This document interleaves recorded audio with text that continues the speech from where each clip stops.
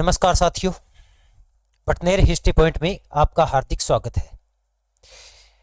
आज एक नया बैच अपना संपूर्ण इतिहास का शुरू हो रहा है और इस संपूर्ण इतिहास की जो बैच की समस्त जानकारियां हैं वो आपको एक अलग वीडियो में मिल चुकी है। यहाँ अपने डायरेक्ट सब्जेक्ट की शुरुआत करेंगे और सबसे पहले जो अपने सब्जेक्ट पढ़ेंगे वो है इंडियन हिस्ट्री और एंशिएंट इंडिया के साथ अपने शुरुआत करेंगे। हालांकि दूसरी जो क्लास होगी वो वर्ल्ड हिस्ट्री की भी होगी, यानी वर्ल्ड हिस्ट्री और एंशिएंट इंडिया को अपने साथ में लेके चलेंगे और उसके बाद जब अपना कोई एक पार्ट समाप्त हो जाएगा तो अपने मॉडर्न इंडिया स्टार्ट करेंगे पहले। ठीक है, चलो बड़ी बड़ी मैं बात बता दूं, इस संपूर्ण इतिहास की क्लास की खास बात क्या है। तो खास बात यह है कि इसमें आपने देखा होगा कि स्टूडेंट फर्स्ट ग्रेड की भी तैयारी करता है, सेकंड ग्रेड की, पीजीटी की, या अदर स्टेट में जो लेक्चरर के एग्जाम होते हैं, यहाँ तक कि इस क्लास से आपको आरएस, एसआई और उनका जो मेंस है उसमें आपको बेनिफिट मिलेगा। तो ये संपूर्ण इतिहास का बैच शुरू करने के पीछे यही कारण है कि जो आपके जो टॉपिक होंगे वो आप पढ़ सकते हो इसमें, और नॉर्मल फीस है। इसमें संपूर्ण इतिहास करवाया जाएगा, वो चाहे इंडियन हिस्ट्री हो, चाहे वर्ल्ड हिस्ट्री हो, राजस्थान हिस्ट्री हो, पांचों के पांचों पार्ट इसमें शामिल हो गए। यानी 3 अपने जो इंडियन हिस्ट्री के पार्ट हैं वो, और एक वर्ल्ड और एक राजस्थान हिस्ट्री इसमें बात करेंगे। तो राजस्थान के लोगों के लिए तो ये विशेष रूप से हेल्पफुल है। और इसके अलावा अगर अपने इंडियन हिस्ट्री और वर्ल्ड हिस्ट्री की बात करें तो वो सभी स्टेट में लगभग पूछी जाती है। कोई भी एग्जाम हो, भारतीय इतिहास और विश्व इतिहास हमेशा पूछा जाता रहा है और इस क्लास में, इस बैच में आपको यही बेनिफिट होगा। ठीक है, तो आपने देख लिया संपूर्ण इतिहास और ये अपना नया बैच है। पूरी तरह से भारतीय इतिहास से अपनी शुरुआत करेंगे, हालांकि एक सामान्य परिचय के रूप में अपने पढ़ेंगे और उसके बाद संपूर्ण इतिहास, और इसमें एक कंप्लीट पूरा का पूरा कोर्स होगा ये। ठीक है, अब किस किस एग्जाम में आपको हेल्प मिलेगी। सबसे पहले मैं बात करूं तो नेट का जो एग्जाम होता है एनटीए का, नेट जेआरएफ का, उसमें आपको इसमें बेनिफिट मिलेगा असिस्टेंट प्रोफेसर में, इसके अलावा पीजीटी में, और राजस्थान में जैसे फर्स्ट ग्रेड है, स्कूल लेक्चर है, और अदर स्टेट में भी जो टीचिंग लेवल के एग्जाम है उसमें आपको हेल्प मिलेगी और अदर स्टेट के जितने भी एग्जाम है उसमें भी हेल्प मिलेगी। ठीक है, तो ज़्यादा टाइम नहीं लगा कि अपनी शुरुआत करेंगे भारतीय इतिहास से। भारतीय इतिहास, अच्छा, इतिहास शब्द की अपनी यहां नॉर्मल सी मैं बात करूं तो इतिहास शब्द की उत्पत्ति अपने 2 शब्दों से मिलकर बनती है। एक यूनानी भाषा का शब्द है हिस्टोरिया, ग्रीक या यूनानी भाषा का। अब यहां अपने ज्यादा टाइम नहीं लगाएंगे क्योंकि यहां से कोई डायरेक्ट क्वेश्चन नहीं पूछा जाता, और अगर नहीं पूछा जाता तो अपने उसको पढ़ना व्यर्थ है। ठीक है, यूनानी भाषा में हिस्टोरिया एक शब्द है जिसका अर्थ होता है जानना या जांच करना, जांच करने के बाद उसका अध्ययन करना और उसके बारे में समस्त जानकारी एकत्रित करना। ये यूनानी भाषा का शब्द है। और आपको पता होगा कि यूनान का ही एक इतिहासकार था हेरोडोटस, जिसने हिस्टोरिका पुस्तक लिखी थी, और हेरोडोटस को ही विश्व इतिहास का पिता कहा जाता है क्योंकि पूरे विश्व में सबसे पहले जो इतिहास लेखन का काम है वो हेरोडोटस ने किया था। हालांकि उसने जो इतिहास लिखा था वो कोई अध्ययन करके या सुव्यवस्थित तरीके से नहीं लिखा था, जैसे जैसे लोगों से जानकारियां मिली उसने वैसे लिखा था, लेकिन फिर भी इतिहास लिखने के क्रम में एक महान योगदान है उस व्यक्ति का। संस्कृत भाषा में बात करें तो इतिहास 3 शब्दों से मिलकर बना है, इति, है और आस। इति शब्द का अर्थ होता है निश्चित रूप से, निश्चित रूप से, और है आज शब्द का अर्थ होता है ऐसा ही हुआ था, ऐसा ही हुआ था। लेकिन किन शब्दों से मिलकर बना है या कैसे बना है, इस संबंध में ना तो आज तक कभी पूछा गया और ना ही पूछा जाएगा, लेकिन फिर भी आपको थोड़ी बहुत जानकारियां रखनी है। ठीक है, इतिहास की अगर परिभाषा की बात करें तो अपने जैसे सामान्य सी एक परिभाषा होता है कि अतीत की घटनाओं का वर्तमान में अध्ययन करना या अतीत की घटनाओं का क्रमबद्ध एवं व्यवस्थित अध्ययन करना। लेकिन इस परिभाषा के पीछे एक टॉपिक की बहुत बड़ी कड़ी जुड़ जाती है। कैसे? अगर मैं यहां परिभाषा लिखता हूं अतीत की घटनाओं का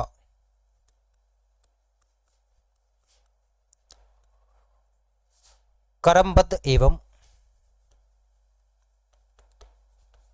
सुव्यवस्थित अध्ययन क्या कहलाता है? यह कहलाता है आपका इतिहास। यह एक परिभाषा है। लेकिन यहां एक प्रश्न उठता है कि क्या अतीत की समस्त घटनाओं को इतिहास में शामिल किया जाता है? एक मिनट।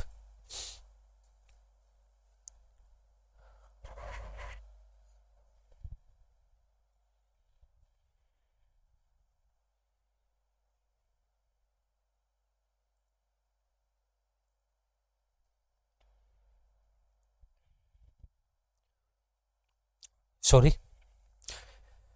तो हाँ, क्या अतीत की समस्त घटनाओं का अध्ययन किया जाता है? तो ध्यान रखना, अतीत की समस्त घटनाएं इतिहास में शामिल नहीं हो सकती। जैसे अगर एक सामान्य सी बात करें, आज अपने भारत में किसी दुर्घटना में या किसी संघर्ष में किसी व्यक्ति की जान चली जाती है, यह परिवार के लिए क्षति का विषय है, लेकिन क्या उसको अपने इतिहास में पढ़ेंगे? यह डिपेंड करता है उस घटना पर। कैसे? इतिहास ये कहता है कि जिस घटना से किसी सभ्यता, संस्कृति, समाज या भूगोल पर कोई प्रभाव पड़ा हो या सत्ता पर कोई प्रभाव पड़ा हो, उस घटना को इतिहास में शामिल किया जाता है। और दूसरा, उस घटना का कोई ना कोई साक्ष्य होना चाहिए, कोई साक्ष्य होना चाहिए, कोई स्रोत होना चाहिए। अगर ये दोनों चीजें हैं तो उस घटना को अपने इतिहास में शामिल करते हैं। जैसे घटना की मैं बात करूं, जैसे पहली बात कि उस घटना से समाज, संस्कृति, सभ्यता, भूगोल या सत्ता प्रभावित हुआ है, उस घटना को अपने इतिहास में शामिल करते हैं। आपने पढ़ा होगा त्राइन का द्वितीय युद्ध। त्राइन का जो सेकंड युद्ध हुआ था 1192 में, उसमें पृथ्वीराज चौहान वीरगति को प्राप्त हो गए। उस घटना को अपने इतिहास में शामिल करते हैं। क्यों करते हैं? क्योंकि उससे पूरी की पूरी एक संस्कृति प्रभावित हुई। भारत में मुस्लिम सत्ता की स्थापना हुई, उससे पूरी की पूरी सत्ता प्रभावित हुई, सत्ता बदल गई। अब मोहम्मद गोरी के हाथ में सत्ता आ गई, तो उसको अपने इतिहास में शामिल करेंगे। लेकिन सामान्य जो घटना है आज पूरे भारत में हर रोज होती है, उनको अपने इतिहास में शामिल नहीं करेंगे। और दूसरा, उस घटना का कोई स्रोत होना चाहिए, कोई साक्ष्य होना चाहिए। और अपने अगला क्वेश्चन ये बनता है कि इतिहास में स्रोत या साक्ष्य क्या होते हैं, कितने प्रकार के होते हैं? ठीक है, स्रोत और साक्ष्य की मैं बात करूं तो इनको कहा जाता है इतिहास जानने के स्रोत। इनको कहा जाता है इतिहास जानने के स्रोत। और ध्यान रखना, इतिहास जानने के मुख्य रूप से दो स्रोत होते हैं, एक होता है पुरातात्विक और एक होता है साहित्यिक स्रोत। और इनको मैं पूरा का पूरा एक स्लाइड में लेके आया हूं, क्योंकि अपनी ज्यादा टाइम खराब नहीं करेंगे। जो चीजें स्लाइड के माध्यम से समझने की है उसको अपने स्लाइड के माध्यम से समझेंगे। थोड़े से अक्षर इसमें छोटे रखे गए हैं क्योंकि ये पूरा एक साथ नहीं आता, हालांकि पूरा इसमें भी नहीं आया था, स्लाइड अपने को 3 बनानी पड़ी थी, लेकिन फिर भी मैं कोशिश करूंगा कि आपको प्रत्येक चीजें समझ में आई। इतिहास जानने के जो स्रोत होते हैं वो मुख्य रूप से 2 प्रकार के होते हैं। बुक्स में 3 प्रकार के भी लिखे जाते हैं। जैसे साहित्य में विदेशी यात्रियों का जो विवरण है वो कुछ बुक्स में अलग लिखा हुआ है, तो उसमें आपको घबराने की जरूरत नहीं है। पुरातात्विक स्रोत और दूसरा है साहित्यिक स्रोत। अब इसको मैंने जानबूझ के पहले में लिखा है, ठीक है। साहित्यिक स्रोतों को आगे अपने 3 भागों में बांट देते हैं। एक तो है धार्मिक साहित्य, किसी भी धर्म से संबंधित जो साहित्य होता है उसको धार्मिक साहित्य कहते हैं। अब क्योंकि अपने उस काल का इतिहास पढ़ रहे हैं जिस काल में भारत में क्या विश्व में भी न तो इस्लाम धर्म की स्थापना हुई और न ही ईसाई धर्म की स्थापना हुई। अगर भारत के संदर्भ में बात करूं तो एक हिंदू धर्म चलता था जिसको वैदिक धर्म या ब्राह्मण धर्म भी बोला जाता था। ठीक है, तो उस धर्म से संबंधित जितना भी जो साहित्य है उसको अपने धार्मिक साहित्य कहते हैं। लेकिन कुछ साहित्य ऐसे भी लिखे गए जो धर्म से संबंधित नहीं थे, वो या तो प्रकृति से संबंधित थे, या राजनीति से संबंधित थे, या स्थापत्य कला से संबंधित थे। तो इस प्रकार के जो साहित्य है जिनका धर्म से कोई लेना देना नहीं है, उनको धर्मेतर, धर्मनिरपेक्ष या लौकिक साहित्य भी कहा जाता है। तो पहला प्रकार धार्मिक साहित्य, दूसरा धर्मेतर, धर्मनिरपेक्ष या लौकिक साहित्य, और तीसरे में अपने रखा है विदेशी यात्रियों का विवरण। प्राचीन भारत में जो विदेशी यात्री आए थे उन्होंने भारत से संबंधित जो भी वर्णन किया है उसको अपने विदेशी यात्रियों के विवरण में पढ़ेंगे।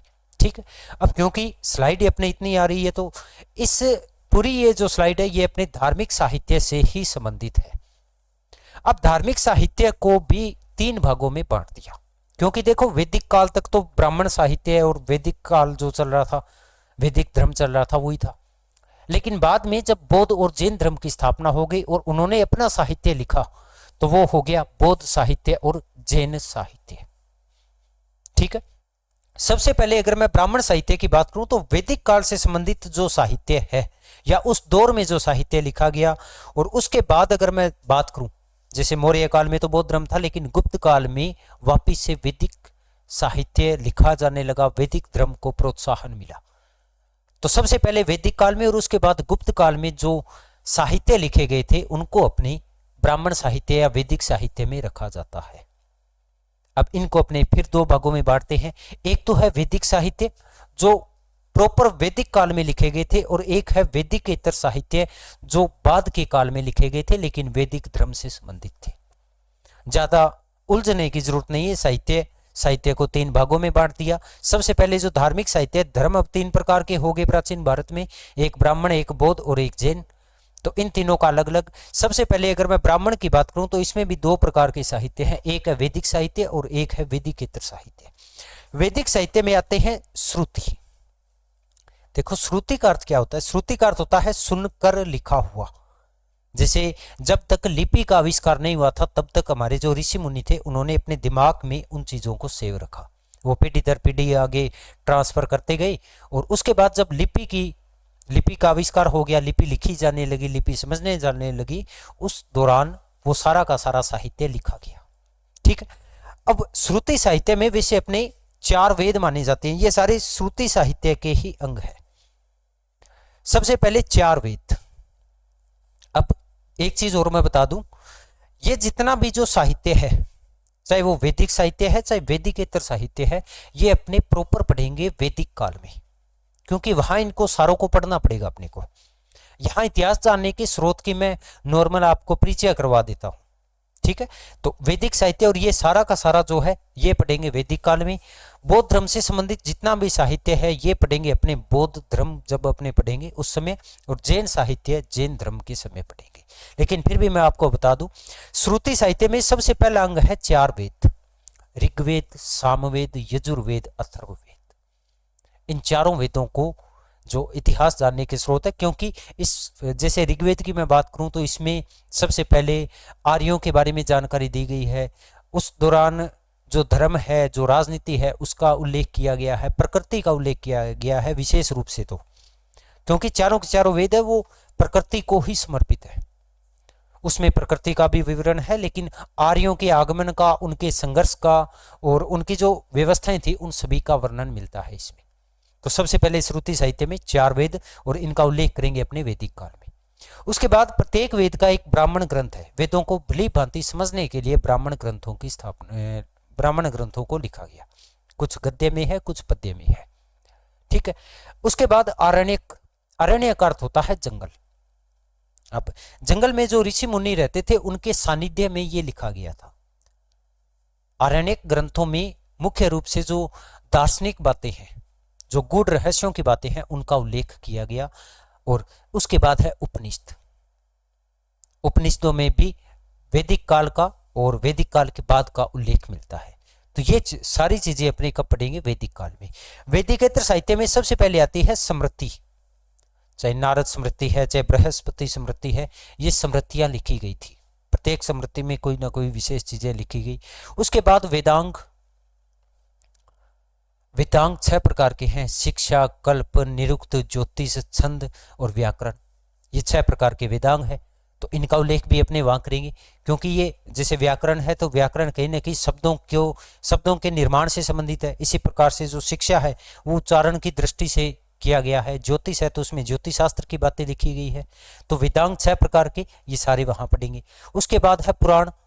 पुराणों में राजवंशों का विशेष रूप से उल्लेख किया गया है, तो पुराणों का भी अपने उल्लेख करेंगे। महाकाव्य में 2 चीजें हैं, एक है रामायण और एक है महाभारत। प्राचीन भारत के ये दोनों महाकाव्य।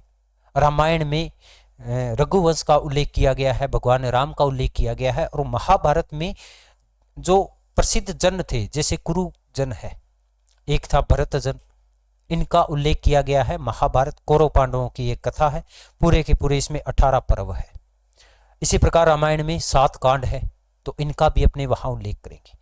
तो ये सारा का सारा जो साहित्य है। अच्छा, इसमें धर्मशास्त्र। अब धर्मशास्त्र में 4 चीजें हैं, धर्मसूत्र, स्मृतियां, टिक्काई और निबंध। तो इनका उल्लेख भी अपने, ये पूरा का पूरा जितना भी मैटर है ये सारा का सारा अपने वैदिक काल में पढ़ेंगे। लेकिन फिर भी यहां इसलिए करवाया गया है कि इतिहास जानने के क्या क्या स्रोत हैं, ये आपको सामान्य परिचय दिया हुआ है। उसके बाद मैं बात करूं बौद्ध साहित्य में। बौद्ध साहित्य में भी एक तो है धर्म वैधानिक और एक है गैर विहित। देखो, धर्म वैधानिक में धर्म से संबंधित बातें लिखी गई हैं, आचार विचार, नियमावली, ये सारी की सारी बातें इस धर्म वैधानिक में लिखी गई है। अब बौद्ध धर्म की 2 शाखाएं थी, हीनयान और महायान। जो परंपरागत शाखा चल रही थी वो हीनयान, और जिसने कुछ परिवर्तनों को स्वीकार कर लिया वो महायान। अब हीनयान साहित्य में, हीनयान शाखा में जो साहित्य है मुख्य रूप से त्रिपिटक, और इनकी जो भाषा है वो है प्राकृत, पाली भाषा में लिखी गई है, जो जन सामान्य की भाषा थी। त्रिपिटक और 3 पिटक है, सुत पिटक, विनय पिटक और अभिधम पिटक। इनका उल्लेख अपने बौद्ध साहित्य में करेंगे। और महायान शाखा में, क्योंकि एक तो संस्कृत भाषा अपना ली इन्होंने, लेकिन फिर भी इसमें जो मुख्य लेखक थे जैसे नागार्जुन है, असंग है, अश्वघोष है और धर्म कीर्ति है, ये सारे के सारे महायान शाखा से संबंधित थे। और इनके द्वारा जो साहित्य लिखा गया वो सारा का सारा अपने इसमें पढ़ेंगे। ठीक है। अच्छा, गैर विहित में पाली भाषा, मिलिंद पन्हो ग्रंथ है जो मिनांडर और बौद्ध भिक्षु के बीच में है। इसी प्रकार से महावस्तु है, और ये दोनों सिंहली श्रीलंका से संबंधित है, दीपवंश और महावंश। तो इनका सभी बौद्ध साहित्य का उल्लेख अपने बौद्ध धर्म में करेंगे। उसके बाद है जैन साहित्य। अब जैन साहित्य में मुख्य रूप से है श्वेतांबर साहित्य। इसमें भी 2 शाखाएं थी, एक दिगंबर और एक श्वेतांबर।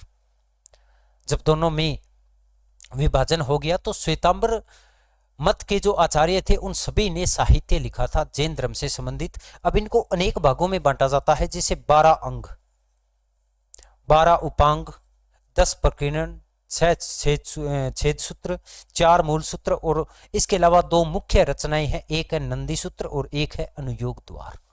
ये सारा का सारा जैन साहित्य है और जैन धर्म में अपने इनका उल्लेख करेंगे। ठीक है। तो धार्मिक साहित्य में ये सारी की सारी चीजें होगी। धार्मिक साहित्य 3 प्रकार से, ब्राह्मण, बौद्ध और जैन साहित्य, और ये सारी की सारी बातें आपको बता दी। उसके बाद दूसरा है धर्मेत्र या धर्म निरपेक्ष, या इसको लौकिक साहित्य भी बोलते हैं। थोड़ा सा आपको देखने में कठिनाई होगी जहां तक मैं समझ पा रहा हूं, लेकिन थोड़ा बहुत चलो मैं कोशिश कर लेता हूं। नहीं होगे नहीं, चलो। अब लौकिक साहित्य में मुख्य रूप से अपनी बात करेंगे कौटिल्य के अर्थशास्त्र की। जब मौर्य वंश की स्थापना होगी और मगध एक प्रकार से पूरे भारत का केंद्र बन गया था, जो अपने 16 महाजनपद पढ़ते हैं उसमें मगध सबसे सर्वोच्च था, और मगध का इतिहास ही उस समय भारत का इतिहास कहलाया था।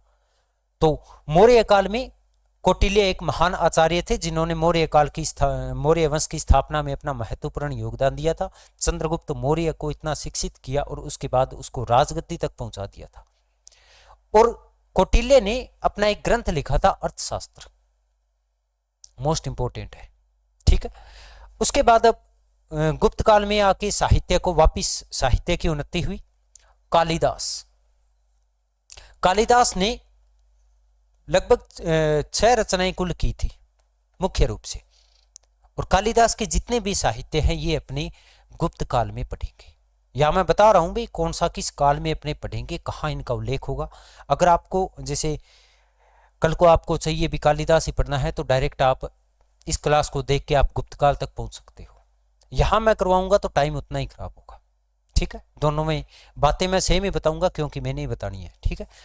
अन्य साहित्य की बात करें, लौकिक साहित्य में जैसे भरत का नाट्य शास्त्र है, इसी प्रकार से अश्वघोष ने बुद्ध चरित और सौंदरानंद की रचना की थी। भारवी का किराता जूर्नियम जिसमें अर्जुन की कहानी है। विशाख दत्त ने मुद्रा राक्षस लिखी। मुद्रा राक्षस में जो चंद्रगुप्त मौर्य और कौटिल्य के द्वारा जो षड्यंत्र किए गए थे उनका उल्लेख किया गया है, ये षड्यंत्र मानते हैं, ठीक है। इसी प्रकार से विलहण है पतंजलि का महाभाष्य मौर्योत्तर काल में, शुंग काल में पतंजलि का महाभाष्य जिसने यवनों के आक्रमण का उल्लेख किया था। इसी प्रकार से एक गार्गी साहित्य है वो भी। इसी प्रकार से अपने राजस्थान में बात करें तो पृथ्वीराज विजय और पृथ्वीराज रासो। तो यानी मध्यकाल तक जितने भी अपने प्राचीन भारत के इतिहास जानने के स्रोत है वो अपने इसमें देखेंगे। इसके अलावा बाण भट्ट का हर्षचरित, पाणिनि की अष्टाध्यायी और शूद्र का मृच्छकटिकम, ये सारी चीजें अपने लौकिक साहित्य के अंतर्गत अब आगे जैसे जैसे आएगी वहां अपने पढ़ते जाएंगे। इसके बाद साहित्यिक स्रोत में तीसरा जो प्रकार है वो है विदेशी यात्रियों का विवरण। अब विदेशी यात्रियों को अपने अध्ययन की सुविधा की दृष्टि से 3 भागों में बांट दिया। पहला है यूनानी रोमन, ये वो लोग हैं जो सबसे पहले भारत में आए थे, क्योंकि सबसे पहला जो आक्रमण माना जाता है वो मुख्य रूप से सिकंदर का ही आक्रमण माना जाता है। और सिकंदर के आक्रमण से पहले भी कुछ लेखक ऐसे हैं जिन्होंने भारत का उल्लेख किया था। जैसे अपने एक तो बात हेरोडोटस की करके आए हैं, क्योंकि हेरोडोटस ने फारस और भारत के बीच में जो व्यापारिक संबंध है उनका उल्लेख किया था। इसी प्रकार से एक टेशियस। तो यूनानी और रोमन जो लेखक है इनको भी 3 भागों में बांट दिया। पहले वो जो सिकंदर से पहले उल्लेख करते हैं। दूसरा सिकंदर के समकालीन कौन कौन से हैं, तो नियार्कस, अनेसिक्रिट्स और अरिस्टोबुल, ये सिकंदर के समकालीन है। और सिकंदर के बाद के बात करें तो मुख्य रूप से है मेगस्थनीज, जिनको अपने मौर्य काल में पढ़ेंगे, ठीक है। इसी प्रकार से डायमेक्स बिंदुसार के दरबार में, डायोनोसियस बिंदुसार के दरबार में ये पढ़ेंगे। और ये कुछ पहले वाली स्लाइड से आगे है, ठीक है। तो इनको यहां आप काट देना, इनको काट देना, ठीक है।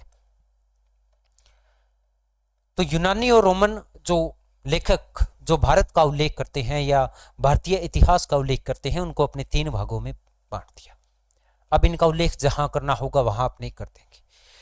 बाद में कुछ चीनी लेखक आए जैसे फाहयान, हेनसांग और इत्सिंग। फाहयान किसके दरबार में आया था, चंद्रगुप्त सेकंड, ये चंद्रगुप्त गुप्त वंश का शासक है, उसके काल में फाहयान आया था। इसी प्रकार से हर्षवर्धन के काल में हेनसांग आया था, तो दोनों का उल्लेख अपने वहां करेंगे। इसी प्रकार से इत्सिंग ने जो भारत से संबंधित अपना उल्लेख किया था उसकी भी चर्चा वहीं करेंगे। बाद के अपने बांटे हैं अरबी लेखक जैसे अलबरूनी, सुलेमान, अल मसूदी। देखो सुलेमान और अल मसूदी इन्होंने मुख्य रूप से गुर्जर प्रतिहार वंश के बारे में उल्लेख किया है, चाहे वो गुर्जर प्रतिहार का मिहिर भोज हो या नागभट्ट हो, उनका विशेष रूप से इन्होंने उल्लेख किया है। और इसके अलावा एक तिब्बती इतिहासकार तारानाथ ने भी भारत का उल्लेख किया है। तो ये जो तीनों चीजें आपको बताई है, पहला धार्मिक साहित्य, दूसरा धर्मेत्र या लौकिक साहित्य और तीसरा विदेशी यात्रियों का विवरण, ठीक है। उसके बाद अपने बात करें तो पुरातात्विक स्रोत। अब देखो पुरातात्विक स्रोत क्या होते हैं, धरातल के अंदर से या धरातल के ऊपर जो अपने चाहे वो किसी धातु के रूप में हो, किसी पाषाण के रूप में हो, ऐसी कोई चीज जो अतीत की कुछ घटनाओं का या अतीत के बारे में उल्लेख करता हो। कैसे, सबसे पहले मैं बात करूं तो पाषाण उपकरण, जैसे अपने भारतीय इतिहास की शुरुआत होती है पाषाण काल से, तो उस काल में जितनी भी जो सामग्री है वो मुख्य रूप से पत्थर की बनी हुई है।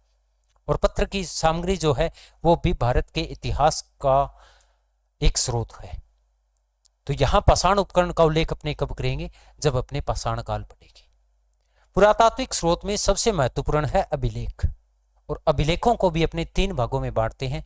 एक तो अशोक से पहले के अभिलेख, दूसरा अशोक के अभिलेख जो मुख्य रूप से है, मोस्ट इंपॉर्टेंट है, और तीसरा अन्य अभिलेख यानी अन्य किसी शासकों के द्वारा या राजवंशों के द्वारा जो अभिलेख लिखवाई गई थी।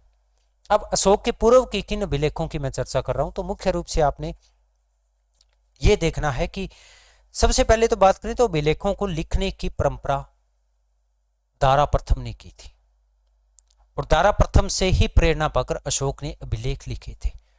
तो इनकी मुख्य रूप से चंद्रगुप्त मौर्य के काल के जो अभिलेख है उनकी चर्चा करेंगे। यहां अपने अशोक के अभिलेखों की बात करेंगे, और अशोक के अभिलेखों का एक बहुत लंबा चौड़ा चैप्टर है, तो जब वहां पढ़ेंगे तो आप देख लेना, और अन्य अभिलेख इसमें आ जाएंगे। उसके बाद है सिक्के। देखो, किसी भी देश की अर्थव्यवस्था और किसी भी देश की जो सीमाएं हैं उनकी जानकारी के लिए सिक्के महत्वपूर्ण है, क्योंकि इसे एक तो सीमा का पता चलता है, भी यहां तक हमारी सीमा है, दूसरा उस काल की अर्थव्यवस्था का। जैसे आपने सुना होगा कि जो समुद्रगुप्त था उसने 6 प्रकार के सिक्के चलाए सोने के। अब जो सिक्के चलाए हैं इससे पता चलता है कि गुप्त काल में अर्थव्यवस्था स्ट्रोंग थी, मजबूत थी, इसी वजह से उन्होंने सोने के सिक्के चलाए। और बाद में जब थोड़ा सा आघात पहुंचा तो चांदी की, उसके बाद तांबे की, तो इस प्रकार से बांटा जाता है। लेकिन सिक्कों में अपने सबसे पहले पढ़ेंगे ग्रीक और रोमन शासकों के सिक्के। जो सिक्के जो है ये अति प्राचीन काल से मिले हैं। जैसे अपने सिंधु घाटी सभ्यता की भी बात करें तो वहां से भी कुछ स्थानों से सिक्के मिले हैं। दूसरा है आहत मुद्राएं, जो प्राचीन काल में ठप्पा मार के आहत मुद्राएं चलाई गई थी। उसके बाद इंडो ग्रीक शासकों के द्वारा जो सिक्के चलाए गए सोने के सिक्के, और उसके बाद मुख्य रूप से है गुप्त मुद्राएं। तो सिक्के भी भारतीय इतिहास को जानने में अपना महत्वपूर्ण योगदान रखते हैं। स्मारकों की बात करें तो भवन, स्तंभ, गुफाएं, मंदिर, इसके अलावा जो पुराने खंडर मिले हैं जैसे सिंधु घाटी सभ्यता में मिले हैं, मोहनजोदड़ो से विशाल स्नानागार मिला है, तो वो भी इसी भवन के अंतर्गत अपने पढ़ा जाएगा। मृत भांडों की बात करें, मृत भांड यानी मिट्टी के घड़े, अब इनसे भी उस काल का पता चलता है। जैसे एक तो लाल मृत भांड जो सादे हैं, एक काले लाल चित्रित दूसर जो कि वैदिक सभ्यता की ओर संकेत करते हैं, उत्तरी काली और पोलिशदार, ये सारे के सारे मृत भांड इतिहास जानने में अपना महत्वपूर्ण योगदान रखते हैं। मोहरे विशेष रूप से सिंधु घाटी सभ्यता में अपने पढ़ते ही हैं। और उसके बाद है शैल चित्र है, प्रतिमाएं हैं, मरण मूर्तियां हैं, इस प्रकार के अन्य जितने भी सामग्री है वो सारी की सारी पुरातात्विक स्रोत में पढ़ी जाती है। ठीक है, तो अगर अपनी बात करें, ये बीच में किसने क्या कर दिया, चलो छोड़ो। तो अपने आज जो सामान्य इतिहास की क्लास है उसमें आपको बता दिया। सबसे पहले तो ध्यान रखना, इतिहास अगर यूनानी भाषा की बात करें तो हिस्टोरिया, और यहाँ आप वो भी लिख लेना, हेरोडोटस ने सबसे पहले जो इतिहास की पुस्तक लिखी थी हिस्टोरिका, वो आप यहाँ लिख लेना। संस्कृत भाषा में इतिहास, लेकिन यहाँ से अब क्वेश्चन नहीं बनता किन घटनाओं को इतिहास में शामिल किया जाता है, तो वो घटनाएं जो समाज, संस्कृति, सभ्यता, भूगोल या सत्ता को प्रभावित करता हो, और दूसरा उसका कोई साक्ष्य या स्रोत होना चाहिए। और साक्ष्य और स्रोत कितने प्रकार के हैं, तो साक्ष्य और स्रोत 3 प्रकार के हैं, साहित्य, पुरातात्विक, और एक इसको अलग कर दिया जाता है विदेशी यात्रियों का विवरण, लेकिन अपने इसमें ये एक साथ ही पढ़ेंगे। सबसे पहले अपने धार्मिक साहित्य देख लिया, और धार्मिक साहित्य में भी 3 प्रकार, ब्राह्मण है, बौद्ध है और जैन है। उसके बाद लौकिक साहित्य अपने देख लिया। ये यहाँ पर सामान्य परिचय ही करवाया गया है, तो ये मत सोचना कि ये पूरा नहीं करवाएंगे, पूरा करवाएंगे। अब जिसको जहां पढ़ना है वहां अपने पढ़ लेंगे, कोई इशू नहीं है, ना आपको कोई दिक्कत ना मुझे कोई दिक्कत। ठीक है, उसके बाद विदेशी यात्रियों का विवरण, और इस प्रकार से अपने बांट के पढ़ेंगे ताकि पढ़ने में अपने को आसानी हो। और उसके बाद है पुरातात्विक स्रोत, और पुरातात्विक स्रोतों को भी अलग अलग रूप से अपने पढ़ा है। ठीक है, तो आज की जो सामान्य इतिहास की क्लास है उसमें अपने इतना ही पढ़ेंगे, और कल से अपने जो टॉपिक शुरुआत करेंगे। अब जैसे इसके बाद अपना कौन सा टॉपिक होगा तो मैं बता दूं। सबसे पहले इतिहास जानने के स्रोत अपने इसमें सामान्य परिचय अपने देख लिया। उसके बाद है कि भारत में या भारत के इतिहास पर भूगोल का क्या प्रभाव पड़ा।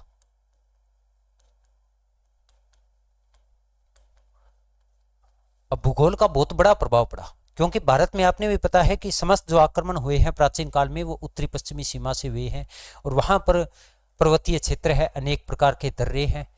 इसके अलावा भारत का सामान्य भूगोल भी अपने पढ़ेंगे, जिनको अपने 4 भागों में बांटते हैं। तो ये एक काफ़ी इंपॉर्टेंट टॉपिक है आपके लिए, ठीक है।